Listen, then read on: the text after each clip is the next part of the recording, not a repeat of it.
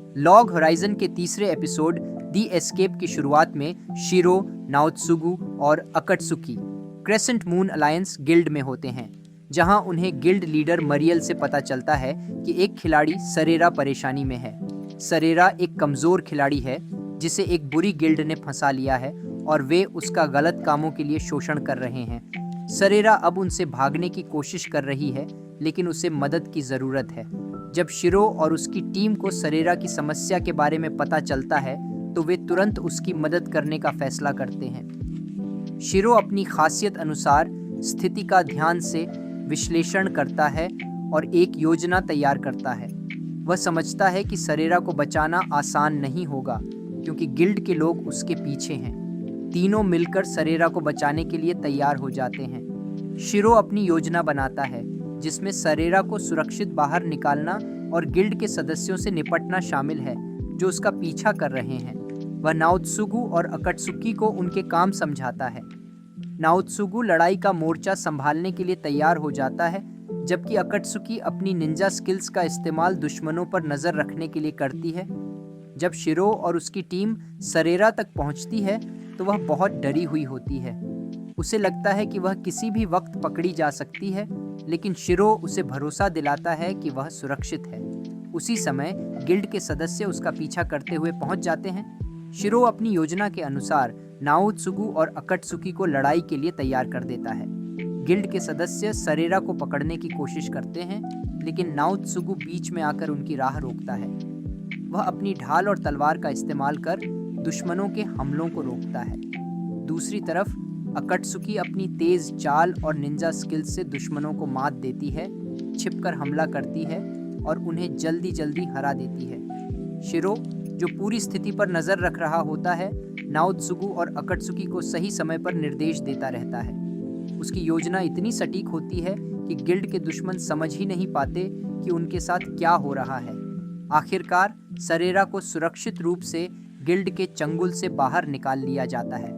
सरेरा बहुत राहत महसूस करती है और शिरो और उसकी टीम का धन्यवाद करती है।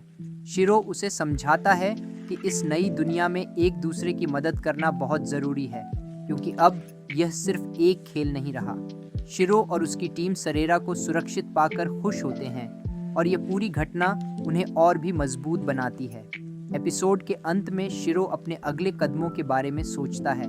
उसे एहसास होता है कि इस दुनिया में जीवित रहने के लिए उन्हें लगातार नई मुश्किलों का सामना करना होगा। शिरो और उसकी टीम अब इस नई दुनिया के हर खतरे का सामना करने के लिए तैयार हैं। लॉग होराइजन का चौथा एपिसोड अस्क्रिप्टेड बटले शिरो और उसकी टीम के अगले एडवेंचर को दिखाता है। इस बार उन्हें एक नए मिशन पर जाना पड़ता है जो पहले से कहीं ज्यादा खतरनाक और चुनौतीपूर्ण है। एपिसोड की शुरुआत में शिरो, नाओत्सुगु और अकट्सुकी अभी भी सरेरा के बचाव मिशन से उबर रहे होते हैं। वे यह सोचते हैं कि अब इस नई दुनिया में किस तरह से खुद को और दूसरों को सुरक्षित रखा जाए। तभी उन्हें पता चलता है कि सरेरा को बचाने के दौरान उन्होंने एक बड़ी गिल्ड के लोगों से पंगा ले लिया है, जो अब उनसे बदला लेने की तैयारी कर रहे हैं। इस नई स्थिति को समझने के बाद शिरो फौरन अपनी अगली योजना बनाने लगता है। वह समझता है कि अब सीधा सामना करना जरूरी है, लेकिन पहले दुश्मन की ताकत और कमजोरी को जानना भी उतना ही जरूरी है। इसी दौरान शिरो और उसकी टीम को एक नया मिशन मिलता है, जहां उन्हें एक बेहद शक्तिशाली और खतरनाक मॉन्स्टर का सामना करना होगा। शिरो अपनी टीम के साथ मिशन की तैयारी करता है। वह नाओत्सुगु और अकट्सुकी से बात करता है और उनकी ताकत और कमजोरियों के अनुसार रणनीति बनाता है। नाओत्सुगु, जो फाइट्स में बहुत ताकतवर है, शिरो की हर योजना में सहयोग देने के लिए तैयार रहता है। वहीं अकट्सुकी अपनी तेज गति और चुपचाप वार करने की क्षमता के साथ टीम की अहम सदस्य बन जाती है। अब तीनों उस मॉन्स्टर का सामना करने के लिए निकलते हैं। जैसे ही वे उस जगह पहुंचते हैं, मॉन्स्टर का हमला शुरू हो जाता है। यह मॉन्स्टर बहुत शक्तिशाली है और उसकी हरकतें बिल्कुल अनप्रेडिक्टेबल हैं, यानी कोई भी उसके अगले कदम का अंदाजा नहीं लगा सकता। शिरो और उसकी टीम को इस चुनौती से निपटने के लिए अपना पूरा ध्यान और ताकत लगानी पड़ती है। लड़ाई शुरू होती है और नाओत्सुगु सबसे पहले आगे बढ़कर मॉन्स्टर पर हमला करता है। वह अपनी ढाल और तलवार से मॉन्स्टर के हमलों को रोकता है, लेकिन मॉन्स्टर बहुत तेज और घातक होता है। दूसरी तरफ अकत्सुकी अपनी तेजी से वार करती है और मॉन्स्टर को कमजोर करने की कोशिश करती है। शिरो इस पूरी लड़ाई का विश्लेषण करता रहता है और अपनी टीम को सही समय पर निर्देश देता है। मॉन्स्टर के हमले बहुत शक्तिशाली होते हैं, लेकिन शिरो की योजना और उसकी टीम के सही तालमेल के कारण वे धीरे धीरे मॉन्स्टर को कमजोर करने में कामयाब होते हैं। शिरो बार बार अपनी टीम को मोटिवेट करता है और उन्हें ध्यान से लड़ने की सलाह देता है।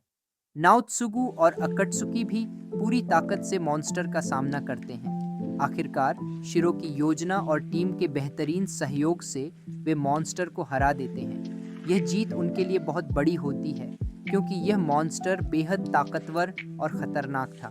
इस लड़ाई के बाद शिरो और उसकी टीम को एहसास होता है कि इस नई दुनिया में खतरे हर जगह हैं और उन्हें हर वक्त तैयार रहना होगा। एपिसोड के अंत में शिरो इस पूरी लड़ाई को याद करते हुए अपने अगले कदम के बारे में सोचता है।